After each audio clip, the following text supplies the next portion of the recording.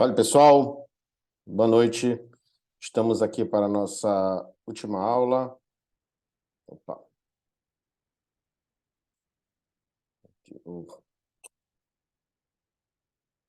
Aqui, né? Vou abrir. Desculpem-me, eu me enrolei esses dias com questões de trabalho, tá? Questões envolvendo a UFOPA. Eu estou atualmente trabalhando aí com 3 dissertações para liberar agora até março, tá? Então, eu realmente acabei, né, me embananando com essas coisas, tá? Bom, gente, é, hoje a gente vai falar sobre política. A gente não vai falar sobre, como eu falei para vocês, a gente não vai falar sobre Lula e Bolsonaro, embora nas últimas aulas alguns exemplos tenham aparecido, mas de certa forma é também falar sobre isso. Por quê? Trata-se de discursos, de visões de mundo, de, digamos assim, relações de poder. Lembrem-se disso, tá? É muito importante. Tá? Então, quando a gente fala de política, a gente está falando sobre relações de poder. Claro, existem muitas visões de política que vocês vão ver nessa aula, né? Vamos começar aqui, né? Bom, quais são as principais vertentes dos estudos de políticas que estão voltadas aí ao currículo, tá? Então, tem alguns estudos que se vinculam às teorias de correspondência. Lembra das teorias de correspondência? Aqui a macroestrutura econômica corresponde a uma estrutura social, tá? Então, aquelas teorias do Althusser, por exemplo, Passeron-Baudier, tá? E outros autores dessa natureza, tá? São uma das que estão vinculadas aí a esse tipo de pensamento, né? E também tem também os que vinculam o currículo ao poder, a estrutura econômica, a ideologia e a hegemonia. Tem outras vertentes também, tá? Que são mais próximas aí das pós-estruturalistas, que vinculam os estudos sobre política, tá? Aos discursos curriculares e à história do pensamento curricular e que buscam construir uma teorização específica sobre políticas de currículo, tá? A gente tem aí uma espécie de linha do tempo dos estudos sobre. Deixa eu. Depois eu vejo aqui. Estava tentando anotar, mas agora esqueci de anotar o tempo, né, para eu fazer aqueles capítulos para vocês.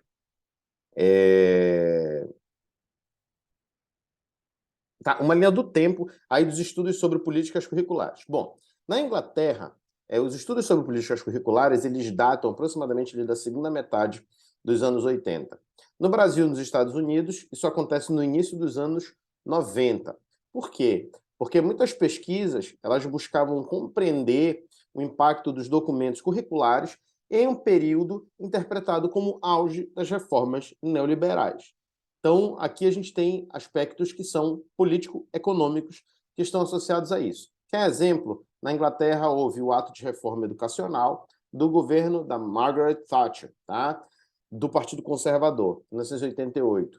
Outro de Partido Conservador, né, do Ronald Reagan, nos Estados Unidos, tá? Entre 1981 a 1989. Aqui no Brasil, né, nós tivemos um governo que, no papel, era um governo social-democrata, mas que teve essa guinada aí para as políticas neoliberais, foi o governo do FHC, no qual houve a produção dos parâmetros e das diretrizes curriculares nacionais. Tá? Esses documentos eles são entendidos, é bom que a gente compreenda isso, como parte dos efeitos de globalização. Tá? Desses trabalhos que estudam o currículo do ponto de vista da política, tá? Muitos trabalhos são mais voltados à crítica dos documentos do que às próprias investigações teóricas e empíricas sobre as políticas de currículo. Então, esses trabalhos, muitos deles são críticos ao neoliberalismo e contribuem para produzir interesse de pesquisa. E o que é esse neoliberalismo? O neoliberalismo ele é tido como uma ideologia do mundo capitalista global. Tá? É uma espécie de novo liberalismo econômico. Tá? Tem uma outra coisa também, é que muitos desses estudos eles fazem uma compreensão da política que valoriza a dimensão formal da política. O que significa isso? Que diretrizes e definições apresentadas em documentos que são assinados por instituições executivas e legislativas do Estado, eles são analisados. O próprio PCN, por exemplo, né, que é aí vinculado ao Ministério da Educação. A política é vista como guia para a prática, tá? E a orientação técnica do desenvolvimento da prática ou uma orientação crítica da assunção de finalidades de transformação social. Tá bom, gente? Então, de certa forma, a política ela é vista como um guia para a prática. Hoje a gente tem as BNCC, por exemplo. Então, essa política ela está, de certa maneira, norteando essa prática.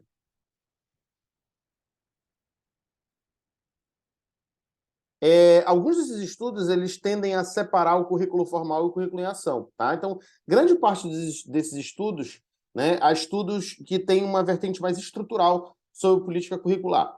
Tá? Muitas dessas investigações também elas analisam as orientações que são dadas às escolas. Então, é uma espécie de verificação de pertinência para a prática, tá? Das suas finalidades e características. Alguns outros trabalhos, por outro lado, destacam como a prática implementa ou não essas orientações. O que o professor vai fazer ou não.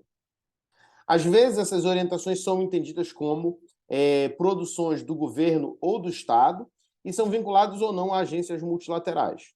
E há também os estudos, tá, que vêm tentando superar essa separação, que é a separação entre propor o currículo e implementá-lo, bem como, né, outros estudos que vêm tentando desconstruir a ideia de separação entre estrutura e agência por meio de abordagens discursivas, ou seja, mais pós-modernas, tá? Mais pós-estruturalistas.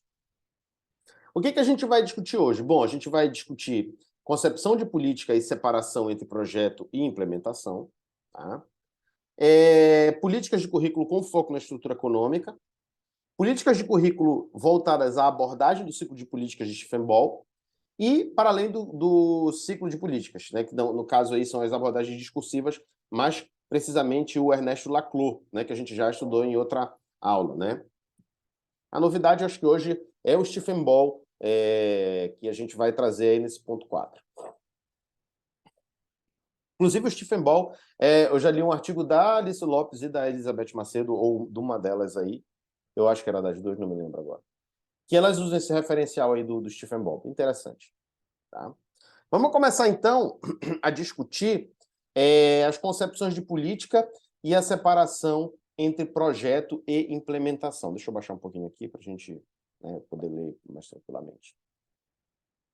Então, a política, vista como guia para a prática, ela está presente em diversos estudos de cunho administrativo sobre políticas educacionais até os anos 1970. Tá? Essa pesquisa em política, ela visa melhorar a prática pela intervenção administrativa. Aquela ideia de que a gente pode melhorar a prática trazendo alguma questão aí tayloriana, né? Que a gente já debateu. Né? Para eles, para esses estudos, a sociedade capitalista ela é vista como dada a priori, ou seja, ela, enfim, é a sociedade capitalista e o mundo é a si mesmo, eles entendem. Eles vão dizer, né, que o investigador deve compreender a política do Estado capitalista sem questioná-lo. Então, essa que é a questão. Se o mundo é assim, é assim. E esses estudos eles buscam soluções para problemas de implementação. Tá? Eles não buscam, digamos assim, soluções para problemas de produção, e sim de implementação. Ou seja, de certa maneira, eles acabam separando o projeto da prática. Tá? Eles partem também da premissa da atuação como comunidade epistêmica, ou como eu posso dizer, como comunidade de especialistas.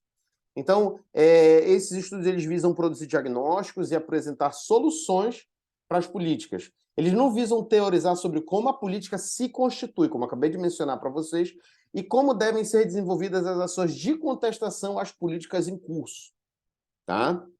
Que é algo que os outros estudos aí que estão voltados mais às teorias críticas começam a fazer. A política, para eles, é vista como uma ciência social. Tá? Para eles não, desculpa, ocorre uma certa mudança nesses estudos, e nessa mudança ocorre uma variação que implica para uma construção teórica e uma contestação dos status quo. Essas pesquisas começam a se dirigir aos pares da comunidade acadêmica e não a burocratas ou empresários somente. Tá? A concepção de política ela começa a se ampliar para além da visão restrita às ações dos órgãos governamentais. O que eu quero dizer com isso? Né? De certa maneira, as pesquisas anteriormente acreditavam que política é o que se faz dentro do órgão governamental, na Câmara Legislativa, no Senado, na Presidência da República, no Ministério, mais precisamente, na Secretaria de Educação, na Câmara Legislativa do Estado, na Câmara de Vereadores, na Prefeitura, mais precisamente na CEMED, tá? Então, a concepção de política começa a aumentar, ela começa a ser vista como um processo. É um processo que envolve negociação, contestação e luta, logo uma disputa por hegemonia. Então, quando você vê, por exemplo, o professor reclamando, governador, paga o piso, tá? Isso aí, de certa maneira, é contestação, isso é negociação, isso é luta, tá? Então, isso daí também está incluso em política. Política, as pessoas dizem, eu odeio política, mas você vive política, tá? Você querendo ou não, ou infelizmente para você, você vive política. Então, quando as pessoas falam isso, em geral, elas dão a tônica de que política é o que acontece só nas instâncias deliberativas governamentais, tá? Mas, na verdade, a visão de política ela é bem mais ampla que isso, como a gente vai ver, né, ao longo dessa aula. Tá? A política ela continua, no entanto, associada à prática e à resolução de problemas políticos e sociais. Então, muda a agenda dos problemas a serem enfrentados, tá? Os administradores políticos eles começam a focar na eficiência do sistema, mas também, né, ocorre aí a produção de uma nova vertente que começa a olhar essa finalidade de justiça social e começa a aparecer um enfoque mais crítico da ciência social, que considera ser a política um empreendimento que busca considerar o desenvolvimento de capacidades humanas, uma distribuição equitativa de bens econômicos e sociais, ou seja, as pessoas que estão lá lutando pelas pessoas mais necessitadas, e o desvelamento de desigualdades e injustiças, tá? Então, quando você vê alguém assim, você pensa logo naquele político do PSOL, né, que está toda hora brigando lá na Câmara, não sem razão, né? Por uma melhoria na distribuição, ou digamos assim, uma melhoria não vou botar um juízo de valor, uma equidade na distribuição de bens econômicos e sociais. Então, você coloca essa ideia na sua cabeça aí. Claro, eu não quero transformar isso aqui numa coisa fixa, mas no início de conversa, para você começar a identificar qual é o discurso que está sendo produzido aí, tá?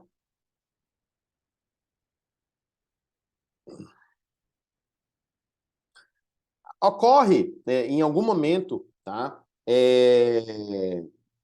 O advento de algumas teorias pós-estruturais depois dessas teorias críticas. Então, você vê uma coisa bem taleriana, o advento da teoria crítica e depois uma teoria mais pós-estrutural. É essa sequência lógica que segue todo o livro da Alice Loves, né? Alice Loves e da Elizabeth Macedo, tá? Aparece o pessoal classicão, aparece o crítico e aparece o pós-crítico, tá? É essa linha do tempo que você tem que pensar. Eu prometi para vocês que eu vou gravar uma aula, eu vou fazer isso, né, colocando, enquadrando, né, quem são os principais teóricos, mas isso já não vai mais cair, né, no nosso conteúdo programático. Isso aí fica para você revisar quando você quiser lembrar dessas teorias, tá? Se você precisar, se quiser fazer um trabalho aí no campo do currículo, se precisar tirar alguma dúvida no futuro, tá? Oportunidade não vai faltar. Então, nessas abordagens pós-estruturais, os enfoques discursivos substituem os enfoques críticos. O foco na hegemonia ele permanece, mas a compreensão é alterada. O que é hegemonia para uma perspectiva crítica? Em geral, está associado com a estrutura econômica para Gramsci, tá? Que é um grande, digamos assim, teórico que é sugado pelos teóricos críticos. Então, Gramsci considera que é estrutura econômica, Marx também, por exemplo. Agora, muda-se, né, nas vertentes pós-estruturais para um discurso provisório e contingente, que é aquele discurso que ocorre ali no momento, na hora e tal, mas que essa coisa pode mudar, como, por exemplo, na teoria de Ernesto Laclau, que foi um que a gente já discutiu na aula passada, mas que vamos voltar a retomar hoje, tá?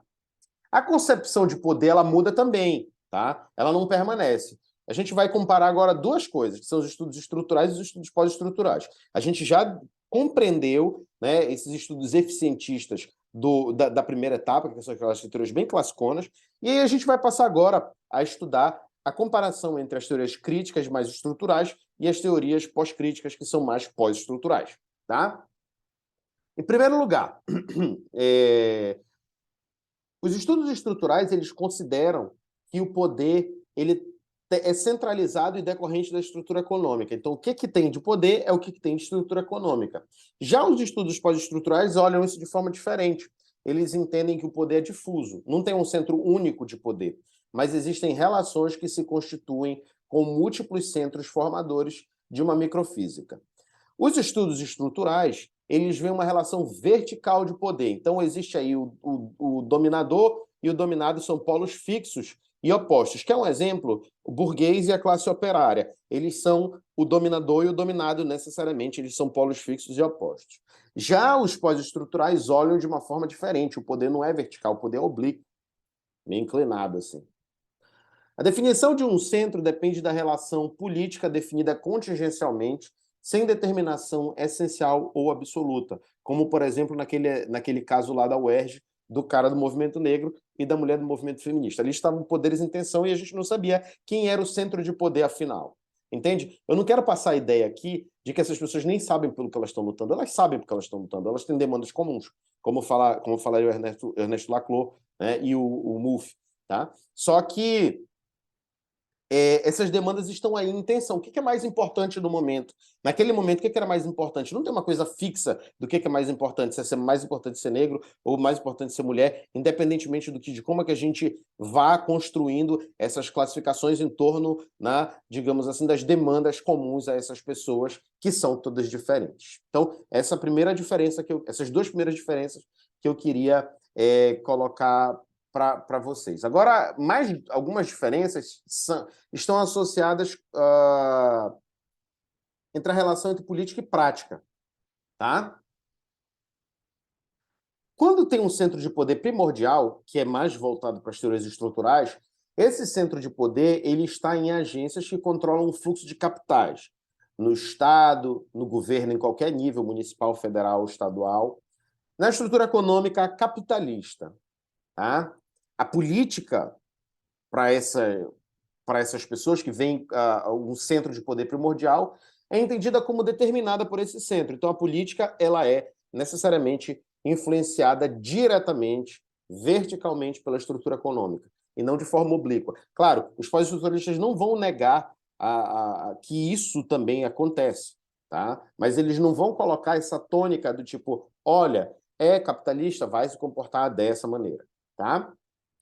Então, as políticas de currículo, para quem considera o centro de poder primordial, ou um centro de poder primordial, está na ideia de que a prática das escolas está fora do espaço de decisão política. O que eu quero dizer com isso? Alguém vai construir um currículo e alguém vai implementar na escola, mas quem está na escola não vai tomar decisão sobre isso. Tá? Portanto, dessa maneira, quem considera um centro de poder primordial tende a entender a escola como um espaço de implementação de orientações definidas por poderes externos a ela. Isso fica bem claro com a BNCC. Claro, não é totalmente assim. Tá? A escola tem alguma certa autonomia relativa e vocês sabem disso. Mas existe uma determinação sendo implementada a BNCC, você está lascado, né? Porque é um documento normativo. Para quem considera um centro de poder difuso, como, por exemplo, os pós-estruturalistas, a prática, tá, ela é tomada como associada à escola, naturalmente. E essa escola ela é considerada também como um centro decisório de produção de sentidos para a política. A prática ela deixa de ser considerada como o outro da política. Por quê? A prática ela é integrante do processo de produção política. Então, o que acontece na escola é relevante no campo político também. Bom, existem também diferenças na interpretação da estrutura social. Tá?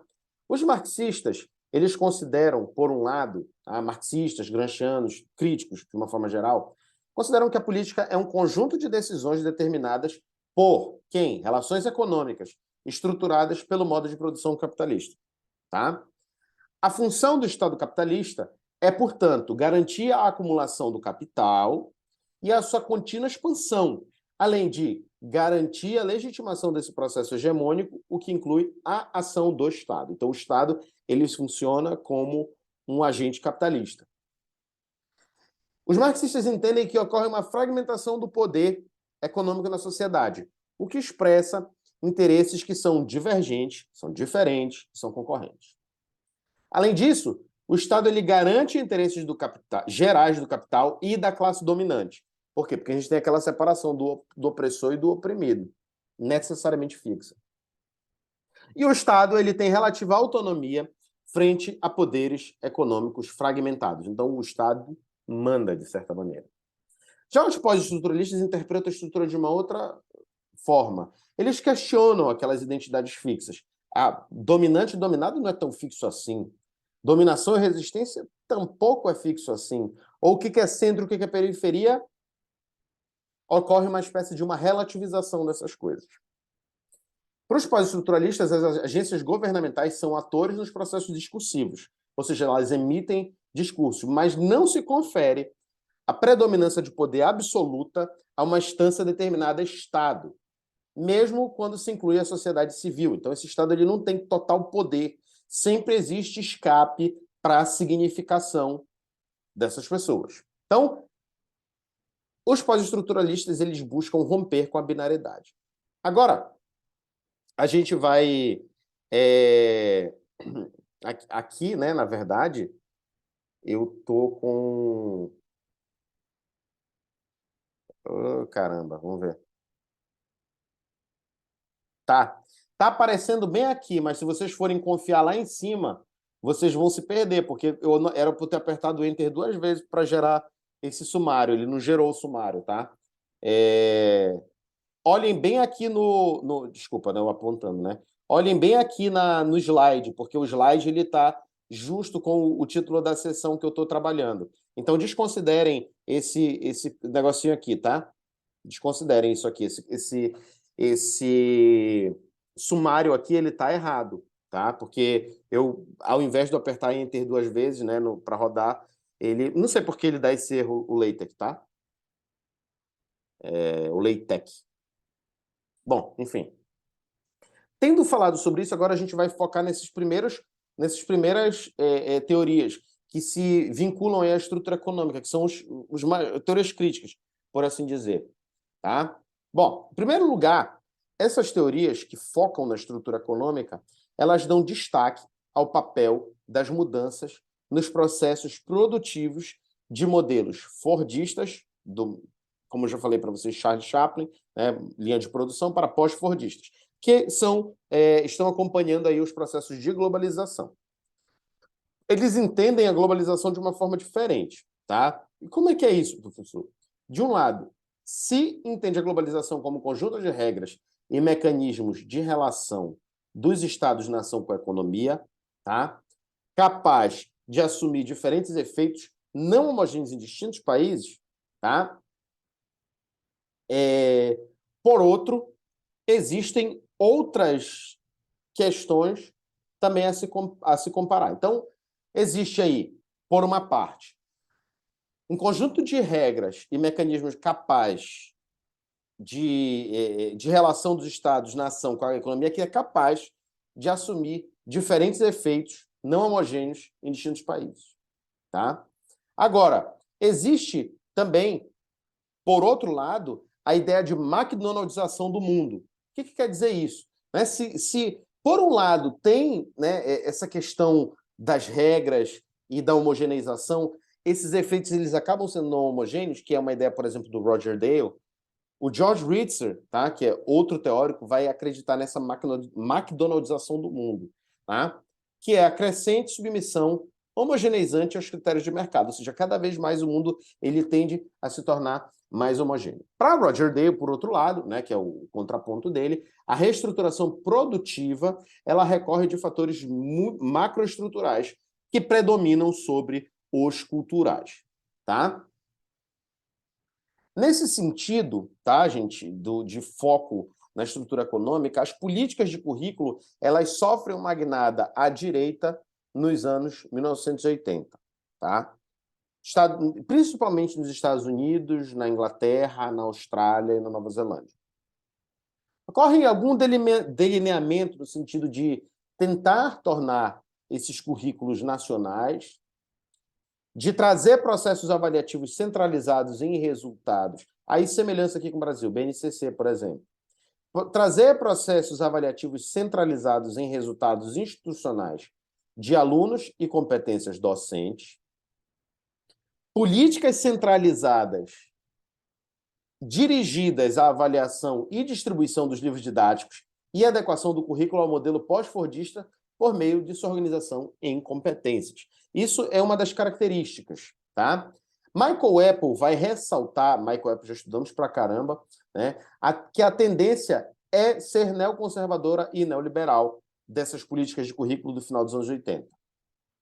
Os neoconservadores, eles têm ideais como, por exemplo, uma valorização do passado, dos valores nacionais e dos saberes acadêmicos, em detrimento ou melhor, em detrimento não, como uma espécie de cultura comum, como cultura universal.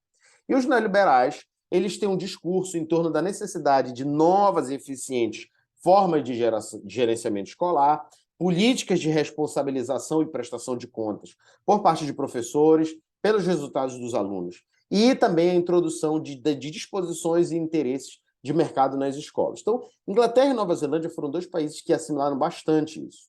Enquanto Estados Unidos e Austrália, as propostas curriculares desses países estaduais, que são países, digamos assim, de... como é que é? Sistemas federativos, né, que são estados independentes um do outro. Tá? As propostas curriculares estaduais, investimento de empresas na escola, ocorreu em troca de propaganda para promover produtos e políticas. Então, de certa maneira, essas questões se mesclaram aí com o mundo empresarial, né, neoliberal.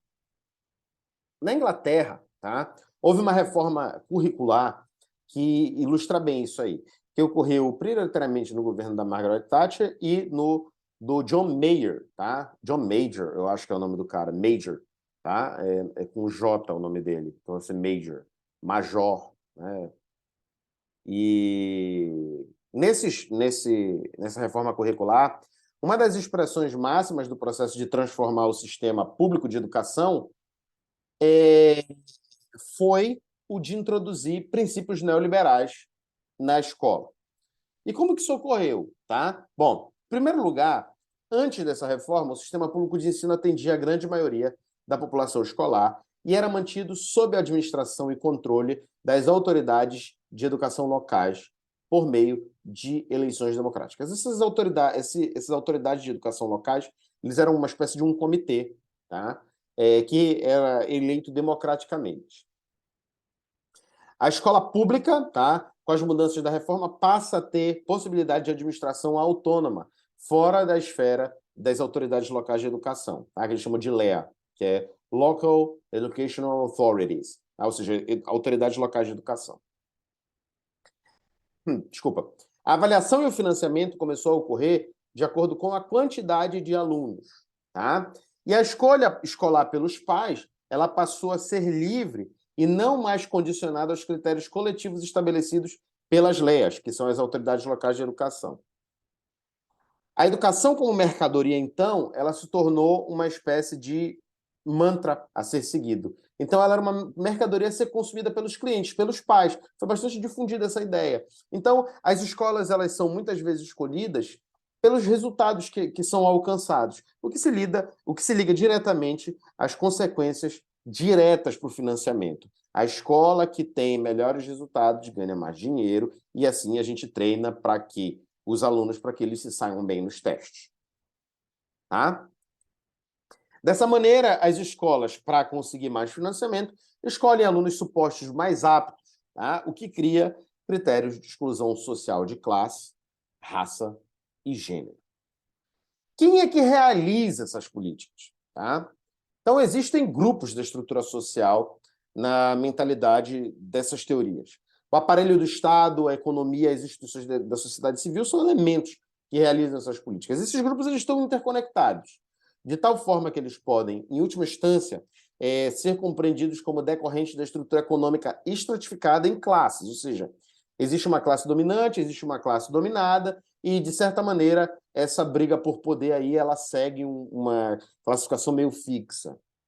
Tá? O Estado é definido como um conjunto de instituições publicamente financiadas, na qual a negociação e conflito entre as classes sociais. A classe dominada tem um interesse, a classe dominante tem outro, nós seguimos de acordo com nossos interesses e nós vamos brigar nesse sentido. Tá? E a coerência do Estado está no atendimento dos interesses do capital. Então, o Estado ele é prioritariamente capitalista na visão dessas pessoas. Na visão também dessas teorias, a educação ela deve formar eficientemente alunos capazes de gerar força de trabalho estratificada adequada à sociedade. Bem, deixa eu esclarecer isso. Não quer dizer que essas teorias acreditam que esse seja o fim. Elas dizem que o fim social da escola, que é considerado pelo Estado, pela sociedade, é isso. Tá? Como a gente está num sistema capitalista, essa estrutura econômica ela vai morder a escola e dizer assim, olha, vocês vão produzir cidadãos capazes de gerar força de trabalho estratificada e adequada à sociedade. Então a escola lá não está, a educação não está interessada em mudar as classes sociais, ela está interessada também em reproduzir. Tá? Então, a educação sob a égide do neoliberalismo, ela tende a deixar de ser financiada e mesmo fornecida pelo Estado. Vocês já viram, o governo do Paraná hoje está em rotas de privatizar a educação pública. Então, isso é só um exemplo para vocês verem, tá? Como é que essas coisas funcionam. Então, a ideia é que educação é começada a entender como um gasto. Então, vocês prestem atenção em discursos como esse, tá? Porque esses discursos eles têm um interesse. E qual é esse interesse? Eles são interesses neoliberais, tá? Ainda, né, é que a educação, que o Estado ainda controle a educação, tá bom? Então, a educação ela tende a ser deixada, ela tende a deixar de ser financiada pelo Estado, tá? Nessa forma de ver o mundo dos neoliberalistas. Ocorre diminuição das ações burocráticas do Estado, mas não do seu poder de intervenção. Então, o Estado, por mais que a burocracia ela diminua, a capacidade interventiva dele de ordenar, de mandar e tal, né, de exercer poder, ainda continua a mesma, porque isso é importante também. Como é que a gente poderia privatizar a educação pública sem que o Estado tivesse algum tipo de poder? Tá? As decisões coletivas sobre educação são tornadas individuais, reguladas por mecanismos privados e corporativos do mercado, quando, na verdade, deveriam ser garantidas pelo Estado. Ok? Então, essas reformas curriculares influenciadas por esse contexto neoliberal, na mentalidade de alguém que olha uma correspondência entre a macroestrutura social e a macroestrutura econômica e a estrutura social, né, isso aí vai aparecer nessa maneira. Tá?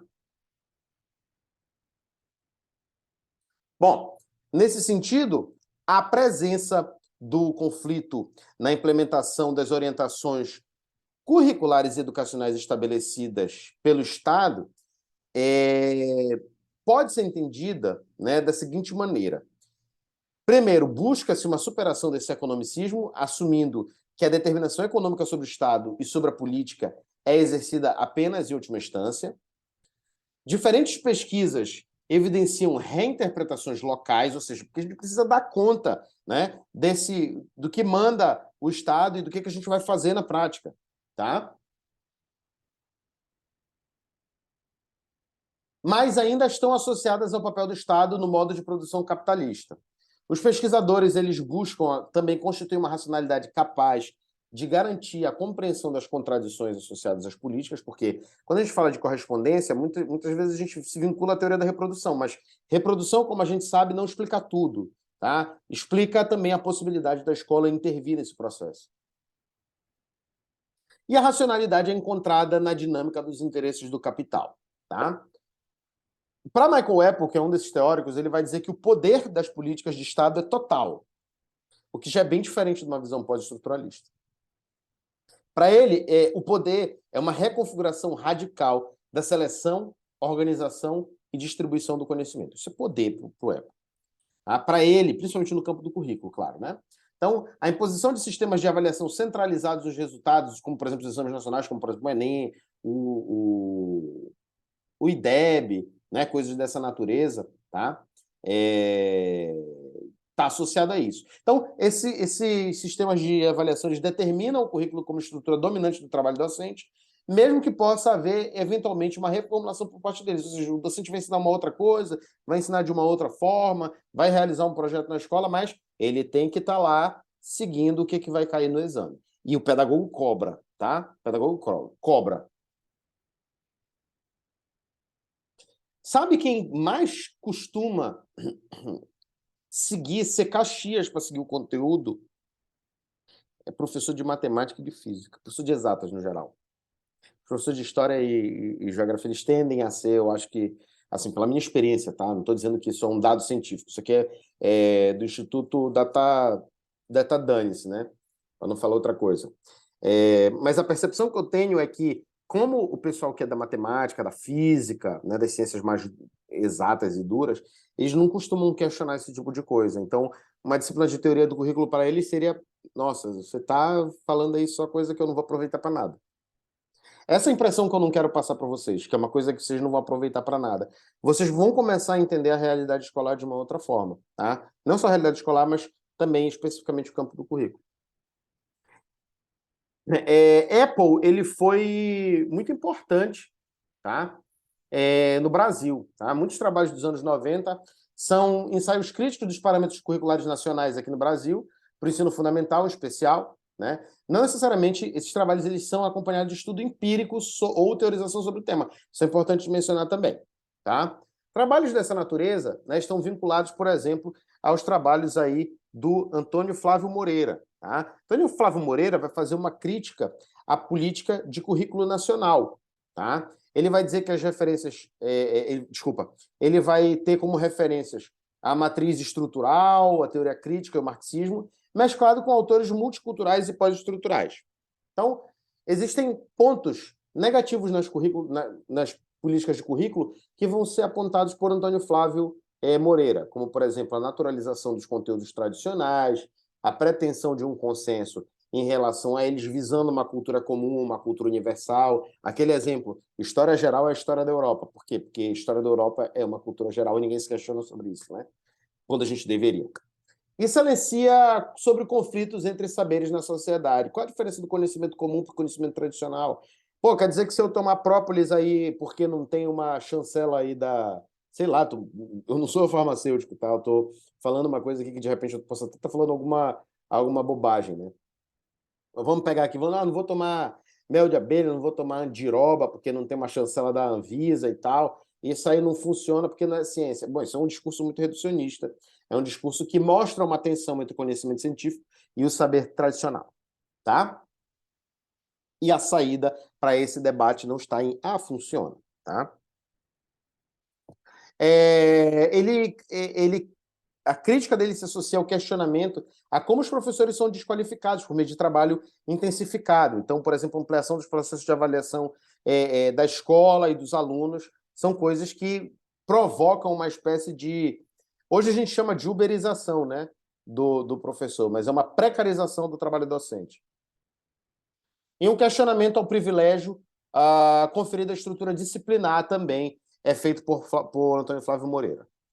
O Antônio Flávio Moreira também, tá, vai dizer que a elaboração dos PCN é autoritária e verticalizada. Por mais que os PCN eles soem como alguma coisa que é sugerida, né, o Antônio Flávio Moreira vai dizer que a elaboração deles é autoritária e verticalizada. Por quê? Porque neles existe uma tônica das reformas neoliberais que são voltadas para a formação de uma mentalidade econômica, pragmática e orientada para o mercado e para o consumo, visando a realização de fins produtivos que gerem lucro.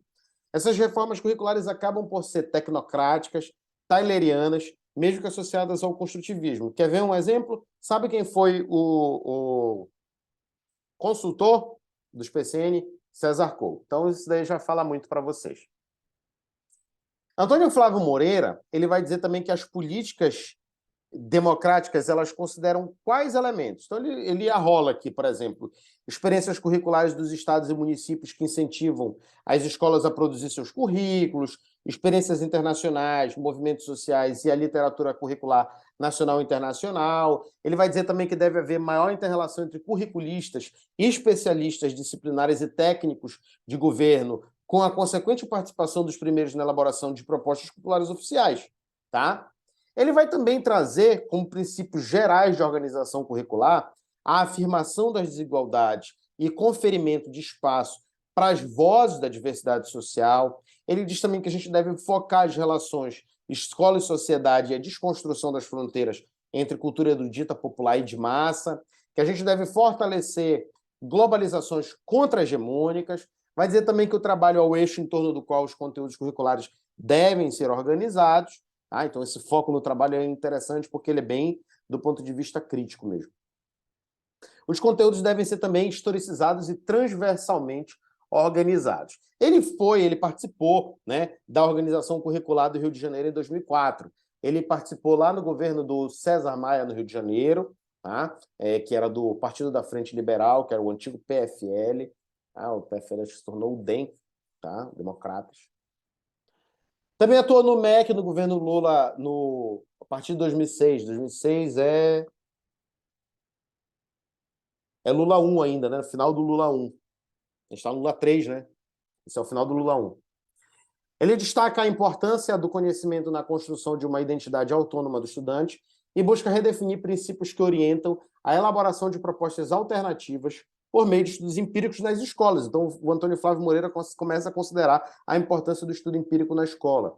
Ele defende também aspectos que antes contestava, como, por exemplo, a organização disciplinar e a centralidade na lógica dos conteúdos para melhorar a qualidade da educação. Tá?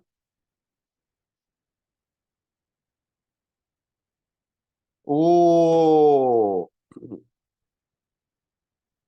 Antônio Flávio Moreira também vai falar da importância do conhecimento como conhecimento, porque ele questiona a limitação a um instrumento, tá? Para formação, conscientização, promoção do indivíduo ou a maior humanização do ser humano. Ele vai dizer que o currículo não deve apenas ser centrado no aluno ou em atividades, ele não pode negligenciar também a sequência lógica de conteúdos, necessária é uma apreensão lógica, tá? E ordenada dos mesmos, e ele diz que a gente não deve, digamos assim, ignorar a lógica das disciplinas, o que aproxima ele até do pessoal da pedagogia histórico-crítica.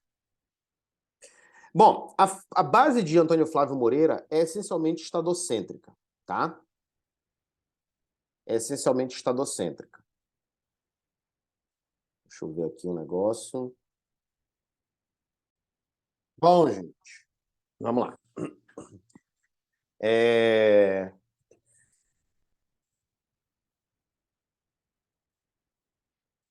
Assim, a teoria, a base...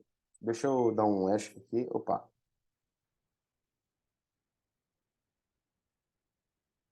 Aqui, deixa eu botar isso. Pronto, tá aqui. A base da teoria de Antônio Flávio Moreira é estadocêntrica, tá? Ele se embasa em muita coisa pós-estruturalista, no entanto, tá? Ele acaba sendo estadocêntrico, ele separa política e prática, discurso prático, que é uma das características do estadocentrismo. Esse estadocentrismo também ele emprega um projeto... Só um segundinho, gente.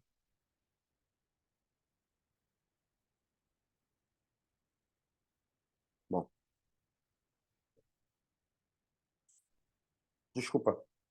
Tá aqui uma mosca aqui na minha cara.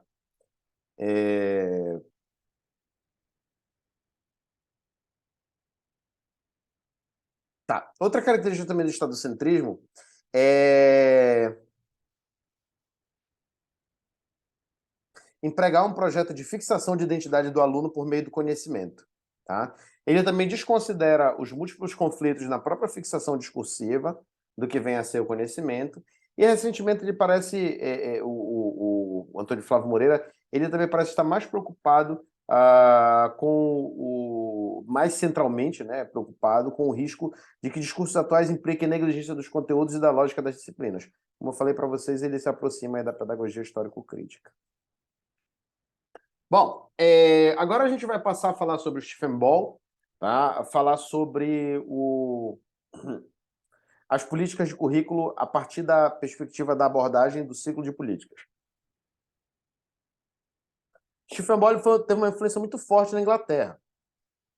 E a influência dele foi Basil Bernstein. Tá? Mas a agenda dele, do Ball, ela se volta para as possibilidades de conexão entre macrocontexto e micropolíticas.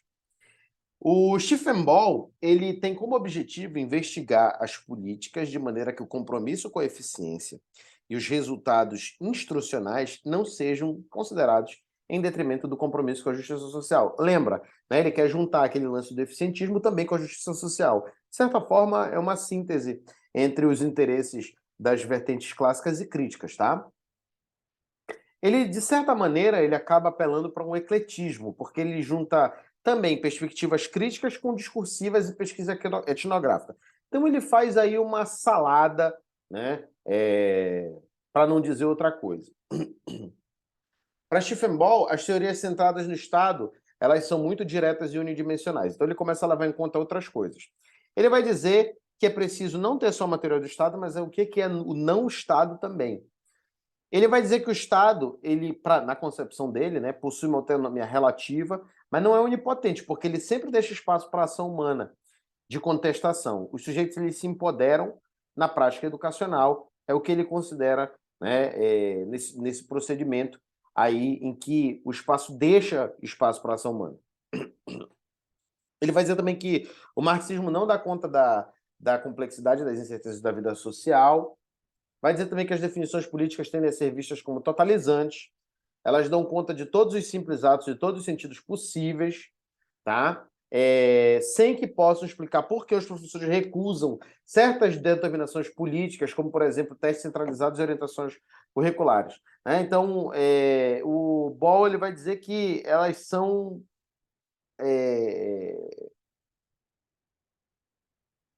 de fato muito diretas e unidimensionais. Então, se elas são vistas como totalizantes, elas são totalmente binárias, né?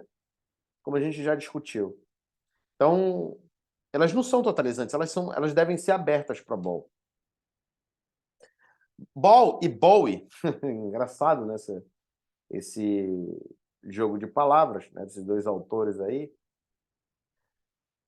Eles trazem a abordagem do ciclo de políticas. Eles vão dizer que qualquer teoria educacional não pode se limitar à perspectiva do controle estatal. Não é só o Estado que controla a educação. Eles vão dizer também que as teorias estadocêntricas elas falham em considerar a interlocução com o discurso pedagógico, com as demandas educacionais da sociedade mais ampla e as tradições curriculares das escolas e do meio educacional. Ele vai dizer também que a contradição parece ser considerada somente na implementação dos projetos políticos, não na produção desse projeto no âmbito do Estado. Tá? Então, a gente deve considerar não só não vou falar a parte, porque parece que é separado, mas não só o processo, no processo de produção e implementação, não somente a parte da implementação, mas também a produção. E é isso que Ball e Bowie tentam fazer. Então, eles reafirmam que a separação entre proposta e implementação, tá, ela tem que ser superada. Tá? Então, propor um currículo e implementar não são duas coisas separadas e são duas faces da mesma moeda, na verdade. Ele vai dizer, né, ou eles vão dizer, que o ciclo contínuo de políticas tem como preocupação a recontextualização que ocorre nas escolas. Lembra, recontextualização é um conceito de Bernstein. Tá? Eles vão dizer que o ciclo é composto de três contextos interrelacionados: o contexto de influência, o contexto de produção do texto político e o contexto de prática. Tá? Então, esse ciclo de políticas, eles têm esses três elementos. Tá? Esses três elementos são conjuntos de arenas públicas e privadas de ação. O que é o contexto de influência? O contexto de influência ele pode ser entendido com base nos seguintes elementos. Os grupos de interesse eles lutam pelos discursos políticos. Se estabelecem os princípios básicos que orientam as políticas em meio às relações de poder. Então, a gente está falando aqui de poder, de influência de fato no sentido de poder. O contexto de produção, a gente vai continuar depois, né, ele está associado a alguma outra coisa. Tá?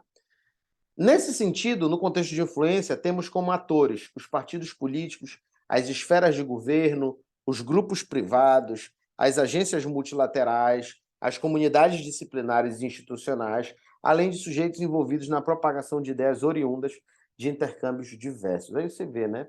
Tema da redação do Enem. O Bolsonaro achava que ia mudar o tema da redação do Enem. Aí eles falam de um monte de coisa que ele não concordava, né? Principalmente inclusive na pandemia. Né? Porque não é só ele que decide, não é só o presidente que decide isso, tá, gente? Não é só o ministro da Educação que decide isso. Tá? O Enem está vinculado ao INEP. Né? Então, o INEP sempre foi caracterizado por ter uma espécie de uma atuação autônoma. Tá? Então, os discursos produzidos nesse contexto de influência, eles são entendidos como aqueles que limitam a possibilidade de recontextualização e de produção de novos sentidos nas políticas. Tá? São discursos limitantes. O contexto de produção, ele produz os textos que representam ou tentam representar para as escolas o que é a política como um todo, é o contexto de produção. Então, nas políticas de Estado-nação, o contexto de produção de texto envolve as agências executivas e legislativas que assinam regulamentações, mas também toda sorte de documentos que buscam explicar e ou apresentar política às escolas e à sociedade em geral. Tá? Então, toda essa documentação e essas instâncias, esse contexto aí de produção, ele está associado a isso. Já o contexto da prática envolve contextos dos contextos de produção do texto político e os discursos do contexto de influência submetidos à recriação e interpretação, o que produz modificação de sentido e significados no contexto de prática. Existem algumas dimensões das recriações, que são as comunidades disciplinares e as especificidades institucionais. As comunidades disciplinares, elas se caracterizam por diferentes disciplinas da escola, que organizam comunidades que têm formas de leituras próprias dos documentos curriculares e dos múltiplos textos das políticas, como, por exemplo, as concepções de currículo e de pedagogia fazem com que se amplifiquem os possíveis sentidos das políticas. Já as especificidades institucionais se relacionam a diferentes experiências e habilidades, capacidades em responder às mudanças, contingências capazes de favorecer ou inibir as mudanças, compromissos históricos correlacionados a múltiplos paradigmas pedagógicos ou disciplinares que produzem hibridização de diferentes discursos aos discursos das políticas. Tá? Para Stephen Ball, então, a política é vista como texto e como discurso. E, como todo texto, ele é aberto a múltiplas interpretações. Nessas interpretações, novos sentidos podem ser agregados aos diferentes conceitos. Existe uma discussão, uma dimensão discursiva, porque não se lê qualquer coisa em qualquer texto. Certos discursos nos fazem pensar e agir de formas diferentes e as nossas respostas, elas acabam sendo limitadas a mudanças e as nossas possibilidades também de recriar textos. Para Stephen Ball, a recontextualização, tá, é desenvolvida em decorrência da circulação de discursos e textos de um contexto a outro, do contexto de produção para o contexto de prática e para o contexto de influência. Tá? Como acontece isso? Tá? Isso ocorre aí numa retenção entre novas possibilidades de leitura e manutenção de limites discursivos. Então, tem, por um lado, uma tendência a manter o discurso aqui, tem uma outra que vai empurrar esse discurso para longe, tá? De certa maneira, pensando dessa forma. E essa tensão, ela aumenta essa possibilidade de leitura, mas ela também está sujeita a uma manutenção desses limites discursivos. O que pode ser dito ou não? E é possível caracterizar o ciclo como contínuo e não hierarquizado, embora haja certa influência do contexto. Ele vai dizer que o contexto ele inicia as limitações discursivas da política. Para Stephen Ball ainda, a globalização não é bem uma McDonaldização do mundo. Tá? Um exemplo, por exemplo, do que seria essa McDonaldização? As agências multilaterais que financiam reformas em países periféricos, tá? Ou países ditos em desenvolvimento, né? Muitas vezes são o Banco Mundial e o Banco Interamericano de Desenvolvimento. Tá? Além disso, o argumento de Ball é que a globalização produz efeitos contextuais diferentes na medida... Olha o Max aqui fazendo uma participação especial. Na medida em que existem as recontextualizações impedindo a pura homogeneidade de propostas. Tá? Então, essa globalização ela não ocorre aí num contexto totalmente homogêneo. Existe resistência, digamos assim, a essa homogeneização. E mesmo que haja convergência de princípios discursivos gerais, existe possibilidade de múltiplas leituras dos textos das políticas, tá? Para Schiffenball, os princípios gerais para as políticas curriculares envolvem o foco na flexibilidade, no trabalho em equipe, na comunicação e na persistência do aluno. Esses princípios gerais, né, eles estão associados à busca de uma garantia de aprendizagem permanente capaz de coincidir com as exigências profissionais para os novos modelos de produção pós-fordistas. O currículo acadêmico liberal humanista tende, portanto, a perder valor, assume o vocacionismo progressivo, cujas características estão mescladas às novas finalidades de formação vocacional, mas de cunho mais instrumental. Sobre a Inglaterra, Ball vai dizer o seguinte, né? A gente fez uma leitura ainda agora da Inglaterra, né, na perspectiva, digamos assim, mais estrutural, com foco na estrutura econômica. Ball vai dizer que, beleza, não tem, ele não menospreza as relações com o mercado. É uma estratégia de classe, com certeza. Só que ele busca entender por que alternativas do mercado têm atraído tanto a esquerda, que tecnicamente visaria combater isso, quanto a direita. Ele busca compreender por que certas políticas são consideradas exitosas, mesmo que não haja evidência para tal. Ele vai dizer também que, como são igualados aí os desejos e necessidades individuais, fazendo com que as classes médias aprovem políticas que parecem reafirmar suas vantagens contra reformas curriculares que parecem ameaçar a hierarquia, né, por valorizarem outros saberes que não os arbitrários culturais dessas classes. Tá, gente? Então, nesse caso, né, ele quer entender isso. Como é que a gente iguala desejos e necessidades individuais, né, que fazem com que a classe média aprove políticas que reafirmem vantagens ou contra reformas que parecem ameaçar a hierarquia, né, e também, né, valorizar outros saberes que não são os arbitrários culturais dessas classes. Né? É um movimento interessante. Por último, né, a gente vai falar um pouquinho aqui sobre, para além do ciclo de políticas, né, os discursos na política de currículo. Eu pulei uma parte lá do capítulo, não estou explicando aqui, porque a Alice Lopes e a Elizabeth Macedo vão fazer uma propaganda lá do grupo de pesquisa dela. Elas nem dizem que são do grupo de pesquisa, mas dá para você saber que é o grupo de pesquisa delas, né? E aí fica parecendo que só o grupo delas não tem críticas. Então, como elas bateram em todo mundo, inclusive no Stephen Ball, né, elas só não bateram no Ernesto Laclau, né, que é provavelmente deve ser o que elas estão usando atualmente, né? Então eu me furtei de falar sobre, né, porque eu acho que seria injusto também com os outros autores. Tá? Para Stephen Ball, né, ele se pergunta, né, como articular a estrutura e a ação no estudo das políticas. Isso é uma pergunta interessante, tá? Porque como é que os sujeitos eles mudam a estrutura social sem uma espécie de um voluntarismo? Ah, eu mudei porque eu quis. Ou como a estrutura social age sem cercear, sem tirar a possibilidade de ação desses sujeitos. Os ciclos de políticas e interpretações de política como texto, tá? Eles têm algumas críticas, tá? Esse último ponto aí do Stephen Ball, a gente debateu ainda agora, né? Eles têm algumas críticas. Os marxistas vão dizer, olha, esses pluralismos teóricos aí e o espaço conferido ao discurso não permite a superação das dualidades que o próprio Stephen Ball gostaria que superasse. Que são a separação, né? Macro e micro, ainda que ele reafirme esses termos para analisar a forma como se interrelacionam, tá? Então, o Ball não consegue superar essa questão aí do macro e micro, né?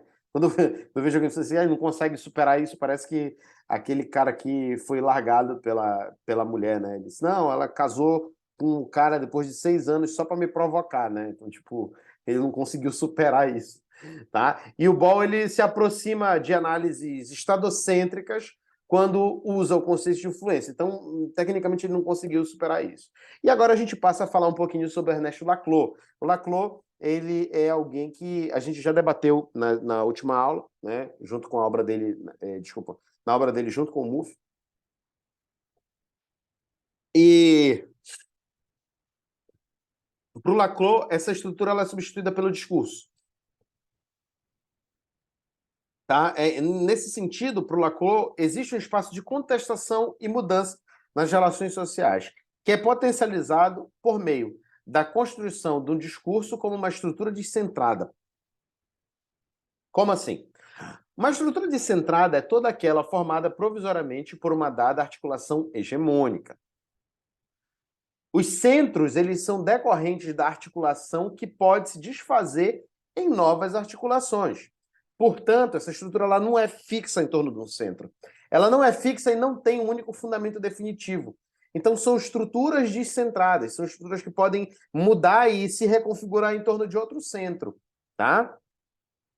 A ideia de fechamento pleno da estrutura pressupõe a finitude da significação, o que é totalmente contrário para os pós-estruturalistas. A significação nunca é fechada, ela é sempre aberta, sempre existe a possibilidade de escape além dos limites da regulação. Tá? E esse projeto esse é um projeto impossível, porque é sempre novos jogos de linguagem, gerando novos sentidos e novas reestruturações. Então, por isso, para o Ernest Laclau, né, o discurso ele é uma estrutura descentrada. O discurso ele muda. Ele sai de um centro para o outro assim, de maneira contingente.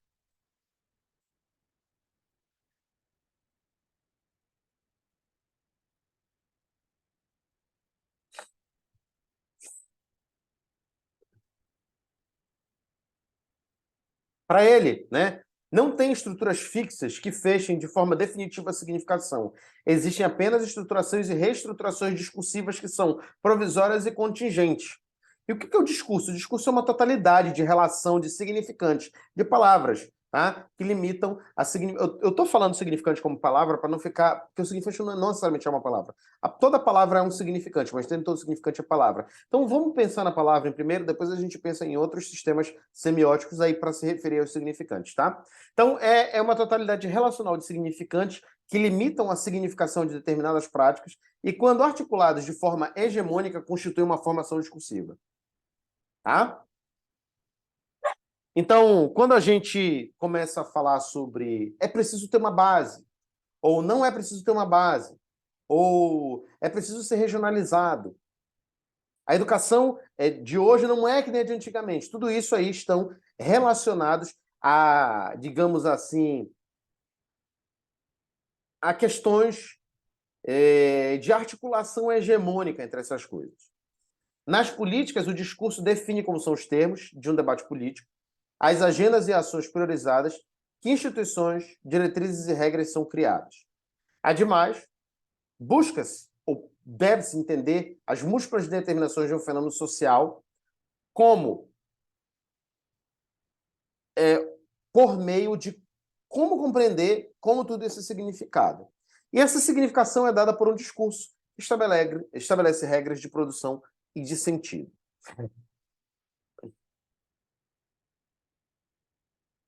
Quer ver um exemplo? Vou pegar agora no campo individual, não vou pegar aqui em termos, digamos assim, de demandas de coletivos sociais, mas quando, na sexta-feira passada, né, a gente teve uma palestra sobre BNCC e eu postei, né? Vários pessoas, legal, bacana, BNCC, quero entender como é que funciona, porque é obrigatório e tal. Mas teve um professor que falou assim, isso, BNCC é só furada. São duas significações totalmente diferentes, né, para essa mesma coisa, a BNCC. Aí vocês já conseguem ver isso. É um texto, é um discurso, é uma fala, é uma... Enfim, é linguagem, de toda forma. A estruturação de um discurso não faz cessar o movimento das diferenças, das possibilidades de novos sentidos imprevistos. Por quê? Porque ele tenta produzir fechamentos da significação e o campo da discursividade tenta produzir fechamentos da significação, enquanto o campo da discursividade sempre abre para novos sentidos imprevistos. É aquela questão da abertura, gente. Sempre a gente pode interpretar um texto de uma forma diferente. Eu não estou falando nesse sentido estrito, como toda interpretação de texto é possível. Não. Existem limitações para essa interpretação. Tá? O campo do discurso ele tenta produzir fechamento da significação e o campo da discursividade, então, sempre abre para novos sentidos imprevistos. Qualquer discurso é uma tentativa de dominar o campo da discursividade, fixar o fluxo das diferenças e construir um centro provisório e contingente de significação. O discurso, ou o centro do discurso, ele tem uma contingência e uma contextualidade. Ele não é fixo, ele não é imutável, ele está toda hora variando. A articulação, ela se volta em torno da articulação, em torno do combate ao inimigo comum. Tá? Nessa articulação, os sujeitos se constituem... Só um segundinho, tá, Max? se constituem por processos de significação marcados pela contingência, na medida em que tomam decisões sem nenhuma base racional a priori que defina a direção supostamente correta ou mais adequada para o processo político. Esse sujeito ele é constituído, então, na ação política, que pode transcender a estrutura e só pode agir porque a estrutura se constitui. Sujeito pleno, para Laclau, é uma condição para a ação política. E o sujeito pleno é aquele sujeito desalienado, emancipado, ilustrado ou consciente. Para ele, o sujeito cindido, né, é a pré-condição para a ação. E o sujeito cindido é aquele que é rompido, quebrado, é aquele que para ele sempre falta algo. E o movimento visando a uma dada ação consiste na busca por preencher essa falta de estrutura que constitui o sujeito. E a ação de mudança é o horizonte dessa estrutura. O excesso de sentido que não pode ser simbolizado a não ser como lugar vazio, porque está faltando para ele. É pelo fato de os fundamentos dessa estrutura discursiva serem lugares vazios que a política se transforma em uma constante tentativa de preencher esse vazio. Então as pessoas vão lá tentar, digamos assim, preencher esse vazio que falta nelas, esse sujeito cindido, então elas agem por causa disso. De conferir fixação de significados a esses fundamentos, mesmo que de forma precária. Então a pessoa ela tenta achar um significado para aquilo, mas esse significado sempre escapa ao fechamento. Né? Então é por isso que isso se torna sempre inconstante e fixo, inconstante e não fixo, e não imutável. Então, nessas tentativas que a gente exerce ação política de transformação social. Portanto, como a estrutura e a ação estão focadas aí, digamos assim, nessas demandas do sujeito, tá? Ou mais precisamente aqui na contingência e na contextualidade do centro do discurso, então a gente tem essa visão aí para Laclau e Mouffe. Para Laclau, tá? Agora eu me empolguei aqui, já introduzi um outro autor que nem estava aí na jogada, porque essa é outra obra. Então, a ordem social ela só pode ser criada por relações hegemônicas precárias. Não tem estruturas fixas e centradas, bem fechadas, bem delineadas, bem totalizantes da coisa toda. Por quê? Há sempre um excesso de sentido a ser simbolizado. Algo do que não consegue dar conta, jogos de linguagem que podem ser produzidos por novas significações contingentes. Toda e qualquer representação provisória da sociedade ou de qualquer outro fenômeno social é apenas uma parte limitada da possibilidade de significação. Por último, o currículo é, portanto, luta política por significação, significação da sociedade, significação da justiça social, significação da emancipação e da transformação social. Então, a luta é com vocês agora, companheiros. Um forte abraço a todos. Estou indo agora lançar essa aula.